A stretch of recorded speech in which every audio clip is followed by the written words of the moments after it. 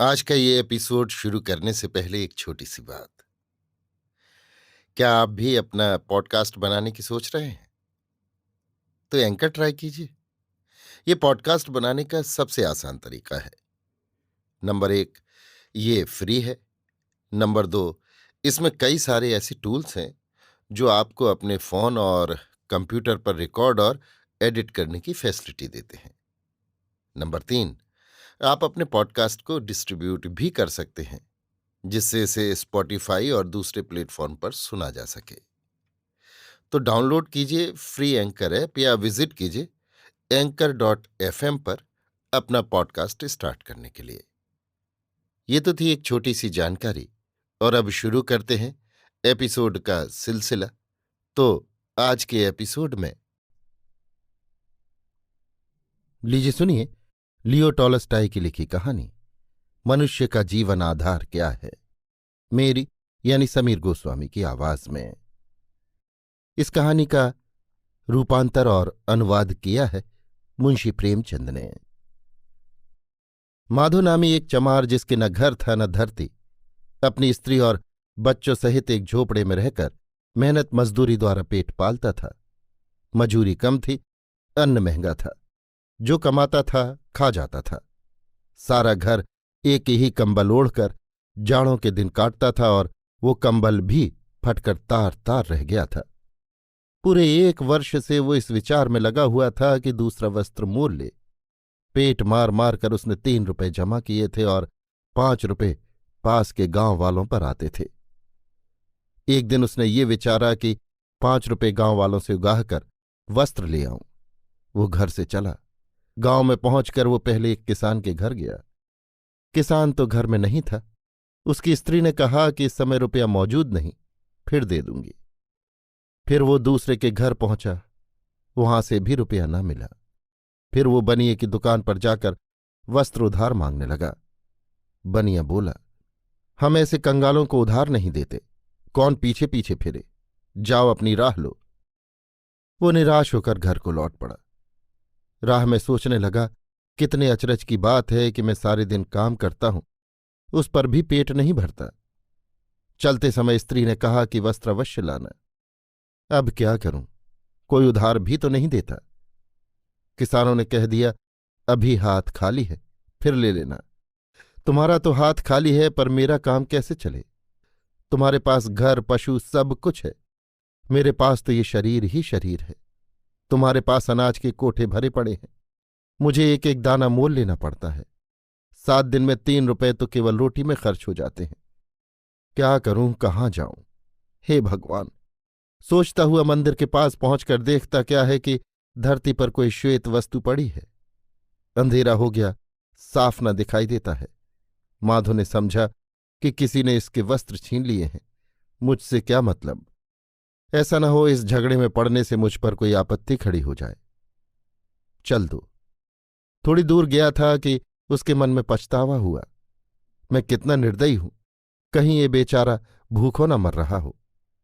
कितने शर्म की बात है कि मैं उसे इस दशा में छोड़ चला जाता हूं। वो लौट पड़ा और उस आदमी के पास जाकर खड़ा हो गया। पास पहुंचकर माधो ने देखा कि वो मनुष्य भला चंगा जवान है, केवल शीत से दुखी हो रहा है। उस मनुष्य को आंख भरकर देखना था कि माधो को उस पर दया आ गई। अपना कोट उतारकर बोला, ये समय बातें करने का नहीं, ये कोट पहन लो और मेरे संग चलो। मनुष्य का शरीर स्वच्छ, मुख दयालु, हाथ पांव सुडौल थे। वो प्रसन्न बदन था। माधो ने उसे कोट पहना दिया और बोला, मित्र, अब चलो, बातें पीछे होती रहेंगी। मनुष्य ने प्रेम भाव से माधो को देखा और कुछ न बोला। माधो, तुम बोलते क्यों नहीं? यहां ठंड है, घर चलो। यदि तुम चल नहीं सकते तो ये लो लकड़ी, इसके सहारे चलो। मनुष्य माधो के पीछे पीछे हो लिया। माधो, तुम कहाँ रहते हो? मनुष्य, मैं यहां का रहने वाला नहीं। माधो, मैंने भी यही समझा था, क्योंकि यहां तो मैं सबको जानता हूं। तुम मंदिर के पास कैसे आ गए? मनुष्य, ये मैं नहीं बतला सकता। माधो, क्या तुमको किसी ने दुख दिया है? मनुष्य, मुझे किसी ने दुख नहीं दिया। अपने कर्मों का भोग है, परमात्मा ने मुझे दंड दिया है। माधो, निस्संदेह परमेश्वर सबका स्वामी है, परंतु खाने को अन्न और रहने को घर तो चाहिए। तुम अब कहाँ जाना चाहते हो? मनुष्य, जहां ईश्वर ले जाए। माधो चकित हो गया। मनुष्य की बातचीत बड़ी प्रिय थी। वो ठग प्रतीत न होता था, पर अपना पता कुछ नहीं बताता था। माधो ने सोचा, अवश्य इस पर कोई बड़ी विपत्ति पड़ी है। बोला, भाई घर चलकर जरा आराम करो, फिर देखा जाएगा। दोनों वहां से चल दिए। राह में माधव विचार करने लगा, मैं तो वस्त्र लेने आया था, यहां अपना भी दे बैठा, एक नंगा मनुष्य साथ है। क्या ये सब बातें देखकर मालती प्रसन्न होगी? कदापि नहीं। मगर चिंता ही क्या है, दया करना मनुष्य का परम धर्म है।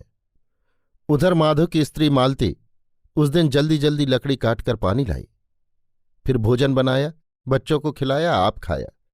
पति के लिए भोजन अलग रखकर कुर्ते में टांका लगाती हुई ये विचार करने लगी, ऐसा न हो बनिया मेरे पति को ठग ले। वो बड़ा सीधा है, किसी से छल नहीं करता, बालक भी उसे फंसा सकता है।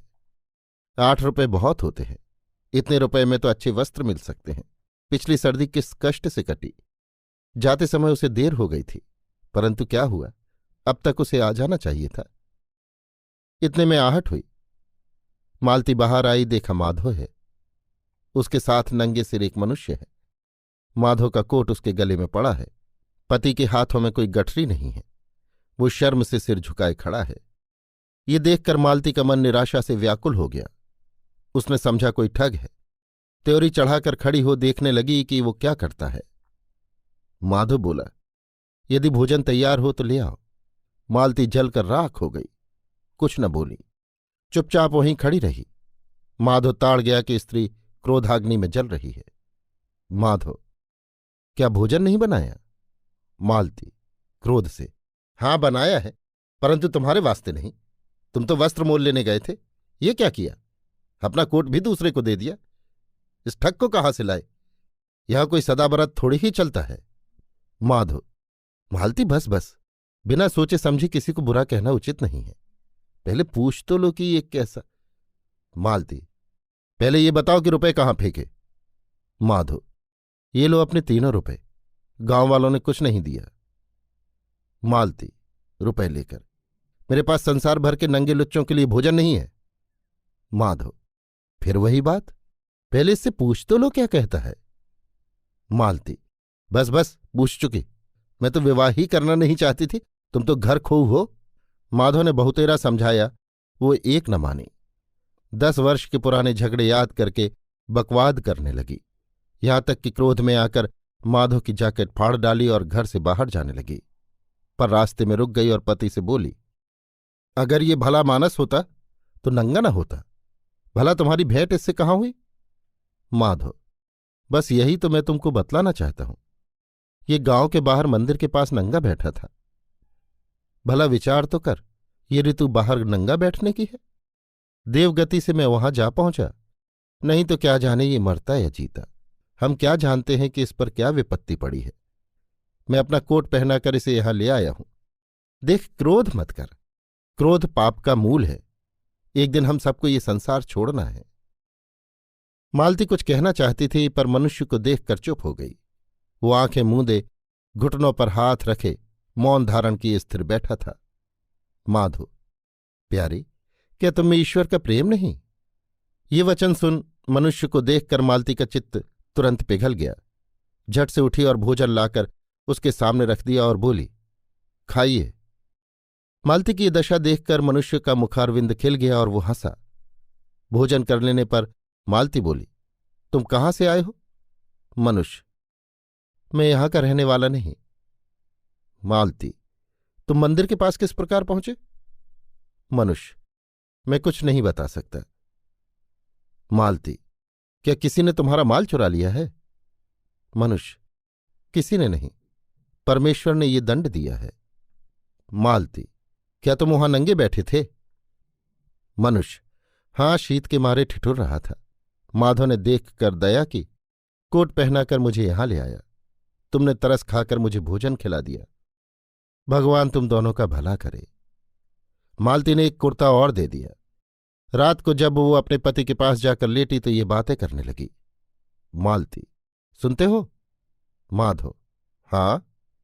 मालती, अन्न तो चुक गया, कल भोजन कहाँ से करेंगे? शायद पड़ोसन से मांगना पड़े। माधो, जिएंगे तो अन्न भी कहीं से मिल ही जाएगा।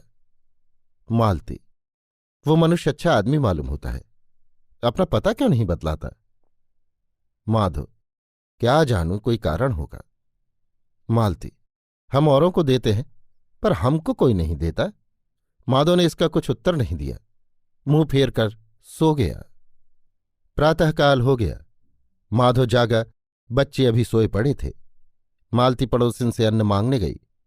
अजनबी मनुष्य भूमि पर बैठा आकाश की ओर देख रहा था, परंतु उसका मुख अब प्रसन्न था। माधो, मित्र पेट रोटी मांगता है, शरीर वस्त्र, अतएव काम करना आवश्यक है। तुम कोई काम जानते हो?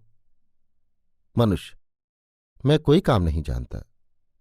माधो, अभ्यास बड़ी वस्तु है, मनुष्य यदि चाहे तो सब कुछ सीख सकता है। मनुष्य, मैं सीखने को तैयार हूं, आप सिखा दीजिए। माधो, तुम्हारा नाम क्या है? मनुष्य, मैकू। माधो, भाई मैकू, यदि तुम अपना हाल सुनाना नहीं चाहते तो ना सुनाओ, परंतु कुछ काम अवश्य करो। जूते बनाना सीख लो और यहीं रहो। मैकू, बहुत अच्छा। अब माधो ने मैकू को सूत बांटना, उस पर मोम चढ़ाना, जूते सीना आदि काम सिखाना शुरू कर दिया। मैकू 3 दिन में ही ऐसे जूते बनाने लगा मानो सदा से चमार का ही काम करता रहा हो। वो घर से बाहर नहीं निकलता था, बोलता भी बहुत कम था। अब तक वो केवल एक बार उस समय हंसा था जब मालती ने उसे भोजन कराया था, फिर वो कभी नहीं हंसा। धीरे धीरे 1 वर्ष बीत गया। चारों ओर धूम मच गई कि माधो का नौकर मैकू जैसे पक्के मजबूत जूते बनाता है, दूसरा कोई नहीं बना सकता। माधो के पास बहुत काम आने लगा और उसकी आमदनी बहुत बढ़ गई। एक दिन माधो और मैकू बैठे काम कर रहे थे कि एक गाड़ी आई। उसमें से एक धनी पुरुष उतरकर झोंपड़े के पास आया। मालती ने झट से किवाड़ खोल दिए, वो भीतर आ गया। माधो ने उठकर प्रणाम किया। उसने ऐसा सुंदर पुरुष पहले कभी नहीं देखा था। वो स्वयं दुबला था, मैकू और भी दुबला, और मालती तो हड्डियों का पिंजरा थी। ये पुरुष तो किसी दूसरे ही लोक का वासी जान पड़ता था। लाल मुंह, चौड़ी छाती, तनी हुई गर्दन, मानो सारा शरीर लोहे में ढला हुआ है। पुरुष, तुम में उस्ताद कौन है? माधो, हुजूर मैं। पुरुष, चमड़ा दिखाकर, तुम ये चमड़ा देखते हो? माधो, हाँ हुजूर। पुरुष, तुम जानते हो कि ये किस जात का चमड़ा है? माधो, महाराज ये चमड़ा बहुत अच्छा है। पुरुष, अच्छा, मूर्ख कहीं का, तुमने शायद ऐसा चमड़ा कभी नहीं देखा होगा। ये जर्मन देश का चमड़ा है, इसका मूल 20 रुपए है। माधो, भय से, भला महाराज, ऐसा चमड़ा मैं कहाँ से देख सकता था? पुरुष, अच्छा, तुम इसका बूट बना सकते हो? माधो, हाँ हुजूर, बना सकता हूं। पुरुष, समझ लो कि चमड़ा कैसा है और बनवाने वाला कौन है। यदि साल भर के अंदर कोई टांका उखड़ गया अथवा जूते का रूप बिगड़ गया तो तुझे बंदी खाना जाना पड़ेगा, नहीं तो 10 रुपये मजूरी मिलेगी। माधो ने मैकू की ओर कनखियों से देखकर धीरे से पूछा कि काम ले लूं? उसने कहा, हाँ ले लो। माधो नाप लेने लगा। पुरुष, देखो नाप ठीक लेना, बूट छोटा न पड़ जाए। मैकू की तरफ देखकर, ये कौन है? माधो, मेरा कारीगर। पुरुष, मैकू से, ओहो, देखो बूट 1 वर्ष चलना चाहिए, पूरा 1 वर्ष, कम नहीं। मैकू का उस पुरुष की ओर ध्यान ही नहीं था, वो किसी और ही धुन में मस्त बैठा हंस रहा था। पुरुष, क्रोध से, मूर्ख, बात सुनता है कि हंसता है? देखो बूट बहुत जल्दी तैयार करना, देर न होने पाए। बाहर निकलते समय पुरुष का मस्तक द्वार से टकरा गया। माधो बोला, सिर है कि लोहा, किवाड़ ही तोड़ डाला था। मालती बोली, धनवान ही बलवान होते हैं, इस पुरुष को यमराज भी हाथ नहीं लगा सकता, और की तो बात ही क्या है। उस आदमी के जाने के बाद माधो ने मैकू से कहा, भाई काम तो ले लिया है, कोई झगड़ा न खड़ा हो जाए। चमड़ा बहुमूल्य है और ये आदमी बड़ा क्रोधी है, भूल न होनी चाहिए। तुम्हारा हाथ साफ हो गया है, बूट काट तुम दो, सी मैं दूंगा। मैकू बूट काटने लगा। मालती नित्य अपने पति को बूट काटते देखा करती थी। मैकू की काट देखकर चकराई कि वो ये क्या कर रहा है। शायद बड़े आदमियों के बूट इसी प्रकार काटे जाते हों। ये विचार कर चुप रह गई। मैकू ने चमड़ा काटकर दोपहर तक स्लीपर तैयार कर लिए। माधो जब भोजन करके उठा तो देखता क्या है कि बूट की जगह स्लीपर बने रखे हैं।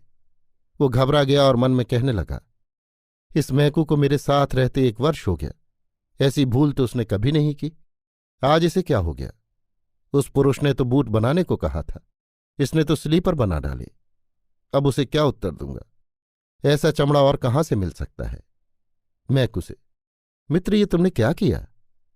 उसने तो बूट बनाने को कहा था ना। अब मेरे सिर के बाल न बचेंगे। ये बातें हो ही रही थी कि द्वार पर एक आदमी ने आकर पुकारा। मालती ने किवाड़ खोल दिए। ये उस धनी आदमी का वही नौकर था जो उसके साथ यहां आया था। उसने आते ही कहा, राम राम, तुमने बूट बना तो नहीं डाले? माधो, हां बना रहा हूं। नौकर, मेरे स्वामी का देहांत हो गया, अब बूट बनाना व्यर्थ है। माधो, अरे! नौकर, वो तो घर तक भी पहुंचने नहीं पाए, गाड़ी में ही प्राण त्याग दिए। स्वामी ने कहा है कि उस चमड़े के स्लीपर बना दो। माधो प्रसन्न होकर, ये लो स्लीपर। आदमी स्लीपर लेकर चलता बना। मैकू को माधो के साथ रहते रहते 6 वर्ष बीत गए। अब तक वो केवल 2 बार हंसा था, नहीं तो चुपचाप बैठा अपना काम किए जाता था। माधो उस पर अति प्रसन्न था और डरता रहता था कि कहीं भाग न जाए। इस भय से फिर माधो ने उससे पता कुछ नहीं पूछा। एक दिन मालती चूल्हे में आग जला रही थी, बालक आंगन में खेल रहे थे। माधो और मैकू बैठे जूते बना रहे थे कि एक बालक ने आकर कहा, चाचा मैकू, देखो वो स्त्री 2 लड़कियां संग लिए आ रही है। मैकू ने देखा कि एक स्त्री चादर ओढ़े छोटी छोटी कन्याएं संग लिए चली आ रही है। कन्याओं का एक सा रंग रूप है, भेद केवल ये है कि उनमें एक लंगड़ी है। बुढ़िया भीतर आई तो माधो ने पूछा, माई क्या काम है? उसने कहा, इन लड़कियों के जूते बना दो। माधो बोला, बहुत अच्छा। वो नाप लेने लगा तो देखा कि मैकू इन लड़कियों को इस प्रकार ताक रहा है मानो पहले कहीं देखा है। बुढ़िया, इस लड़की का 1 पांव लुंजा है, एक नाप इसका ले लो, बाकी 3 पैर एक जैसे हैं। ये लड़कियां जुड़वा हैं। माधो नाप लेकर, ये लंगड़ी कैसे हो गई? क्या जन्म से ही ऐसी है? बुढ़िया, नहीं, इसकी माता ने ही इसकी टांग को चल दी थी। मालती, तो क्या तुम इनकी माता नहीं हो? बुढ़िया, नहीं बहन, न इनकी माता हूं न संबंधी। ये मेरी कन्या नहीं, मैंने इन्हें पाला है। मालती, तिस पर भी तुम इन्हें बड़ा प्यार करती हो? बुढ़िया, प्यार क्यों न करूं? मैंने अपना दूध पिला पिला कर इन्हें बड़ा किया है। मेरा अपना भी बालक था, परंतु उसे परमात्मा ने ले लिया। मुझे इनके साथ उससे भी अधिक प्रेम है। मालती, तो ये किसकी कन्याएं हैं? बुढ़िया, 6 वर्ष हुए कि 1 सप्ताह के अंदर इनके माता पिता का देहांत हो गया। पिता की मंगल के दिन मृत्यु हुई, माता की शुक्रवार को। पिता के मरने के 3 दिन पीछे ये पैदा हुई। इनके माँ बाप मेरे पड़ोसी थे। इनका पिता लकड़हारा था, जंगल में लकड़ियां काटते काटते वृक्ष के नीचे दबकर मर गया। उसी सप्ताह में इनका जन्म हुआ। जन्म होते ही माता भी चल बसी। दूसरे दिन जब मैं उससे मिलने गई तो देखा कि बेचारी मरी पड़ी है। मरते समय करवट लेते हुए इस कन्या की टांग उसके नीचे दब गई। गांव वालों ने उसका दाह कर्म किया। इनके माता पिता रंक थे, कौड़ी पास न थी। सब लोग सोचने लगे कि कन्याओं को कौन पाले। उस समय वहां मेरी गोद में 2 महीने का बालक था। सबने यही कहा कि जब तक कोई प्रबंध न हो तुम ही इनको पालो। मैंने इन्हें संभाल लिया। पहले पहल मैं इस लंगड़ी को दूध नहीं पिलाया करती थी, क्योंकि मैं समझती थी कि ये मर जाएगी। पर फिर मुझे इस पर दया आ गई और इसे भी दूध पिलाने लगी। उस समय परमात्मा की कृपा से मेरी छाती में इतना दूध था कि 3 बालकों को पिलाकर भी बह निकलता था। मेरा बालक मर गया, ये दोनों पल गईं। हमारी दशा पहले से अब बहुत अच्छी है। मेरा पति एक बड़े कारखाने में नौकर है। मैं इन्हें प्यार कैसे न करूं? ये तो मेरा जीवन आधार है। ये कहकर बुढ़िया ने दोनों लड़कियों को छाती से लगा लिया। मालती, सत्य है, मनुष्य माता पिता के बिना जी सकता है, परंतु ईश्वर के बिना जीता नहीं रह सकता। ये बातें हो रही थी कि सारा झोंपड़ा प्रकाशित हो गया। सबने देखा कि मैकू कोने में बैठा हंस रहा है। बुढ़िया लड़कियों को लेकर बाहर चली गई तो मैकू ने उठकर माधव और मालती को प्रणाम किया और बोला, स्वामी, अब मैं विदा होता हूं। परमात्मा ने मुझ पर दया की, यदि कोई भूल चूक हुई हो तो क्षमा करना। माधव और मालती ने देखा कि मैकू का शरीर तेजोमय हो रहा है। माधव दंडवत करके बोला, मैं जान गया कि तुम साधारण मनुष्य नहीं। अब मैं तुम्हें नहीं रख सकता, न कुछ पूछ सकता हूं। केवल ये बता दो कि जब मैं तुम्हें अपने घर लाया था तो तुम बहुत उदास थे। जब मेरी स्त्री ने तुम्हें भोजन दिया तो तुम हंसे। जब वो धनी आदमी बूट बनवाने आया था तब तुम हंसे। आज लड़कियों के संग बुढ़िया आई तब तुम हंसे। ये क्या भेद है? तुम्हारे मुख पर इतना तेज क्यों है? मैकू, तेज का कारण तो ये है कि परमात्मा ने मुझ पर दया की। मैं अपने कर्मों का फल भोग चुका। ईश्वर ने 3 बातों को समझाने के लिए मुझे इस मृत्युलोक में भेजा था। तीनों बातें समझ गया, इसलिए मैं 3 बार हंसा। पहली बार जब तुम्हारी स्त्री ने मुझे भोजन दिया, दूसरी बार धनी पुरुष के आने पर, तीसरी बार आज बुढ़िया की बात सुनकर। माधव, परमेश्वर ने ये दंड तुम्हें क्यों दिया था? वे 3 बातें कौन सी हैं, मुझे भी बतलाओ। मैकू, मैंने भगवान की आज्ञा न मानी थी, इसलिए ये दंड मिला था। मैं देवता हूं। एक समय भगवान ने मुझे एक स्त्री की जान लेने के लिए मृत्युलोक में भेजा। जाकर देखता हूं कि स्त्री अति दुर्बल है और भूमि पर पड़ी है। पास तुरंत ही जन्मी 2 जुड़वां लड़कियां रो रही हैं। मुझे यमराज का दूत जानकर वो बोली, मेरा पति वृक्ष के नीचे दबकर मर गया है। मेरे न बहन है न माँ था। इन लड़कियों का कौन पालन करेगा? मेरी जान न निकाल, मुझे इन्हें पाल लेने दे। बालक माता पिता बिना पल नहीं सकता। मुझे उसकी बातों पर दया आ गई। यमराज के पास लौट आकर मैंने निवेदन किया कि महाराज, मुझे स्त्री की बातें सुनकर दया आ गई। उसकी जुड़वा लड़कियों को पालने वाला कोई नहीं था, इसलिए मैंने उसकी जान नहीं निकाली, क्योंकि बालक माता पिता के बिना पल नहीं सकता। यमराज बोले, जाओ अभी उसकी जान निकाल लो, और जब तक ये 3 बातें न जान लोगे कि पहला, मनुष्य में क्या रहता है, दूसरा, मनुष्य को क्या नहीं मिलता, तीसरा, मनुष्य का जीवन आधार क्या है, तब तक तुम स्वर्ग में न आने पाओगे। मैंने मृत्युलोक में आकर स्त्री की जान निकाल ली। मरते समय करवट लेते हुए उसने एक लड़की की टांग कुचल दी। मैं स्वर्ग को उड़ा, परंतु आंधी आई, मेरे पंख उखड़ गए और मैं मंदिर के पास आ गिरा। अब माधव और मालती समझ गए कि मैकू कौन है। दोनों बड़े प्रसन्न हुए कि अहो भाग्य, हमने देवता के दर्शन किए। मैकू ने फिर कहा, जब तक मैंने मनुष्य का शरीर धारण नहीं किया था, मैं शीत गर्मी भूख प्यास का कष्ट न जानता था, परंतु मृत्युलोक में आने पर प्रकट हो गया कि दुख क्या वस्तु है।